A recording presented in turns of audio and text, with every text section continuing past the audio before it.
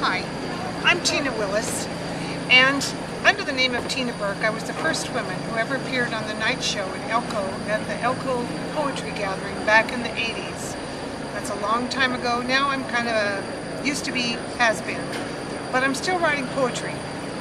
One of the most fun things that I've done in the last few years was when I came to National Cattlemen's, and I don't even remember where it was, in Phoenix or Denver or somewhere, and I won a beautiful hat from Greeley Hat Works. Trent shaped it for me, he made it for me. It's the most beautiful thing in the world. I love my hat. And when I left his shop in Greeley and was driving away, I started to cry. And I told my husband Dick Willis that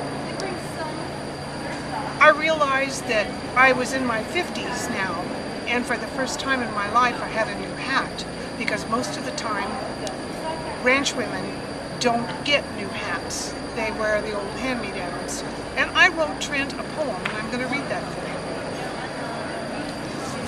him. Said she never had a new hat, just the cowboy's old one, tossed to the back of the porch on the floor, but she dusted it off and she wore it and hung it up on a hook by the door.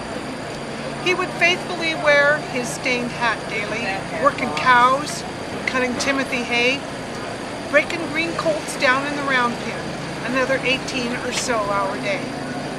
She poked holes and tied strings of leather to snug the hat down over her hair, and she added something like a May paper poppy to give her hat its own special flair.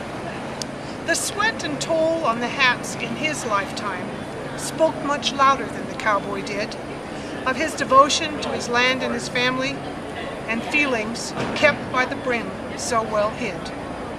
She put on his old hat in the springtime, rejoiced to the hoppin' red robin's return, and wore it branding and walking the fence lines, wore it to save her fair skin from the burn. Hats worn for years, worn each day together by the cowboy and then worn by his wife, through sun, mud, and country dances, through hard times of drought, loss, and strife.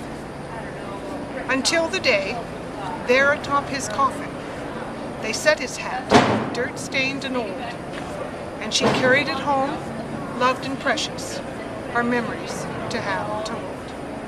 That's for you, Trent. Thank you.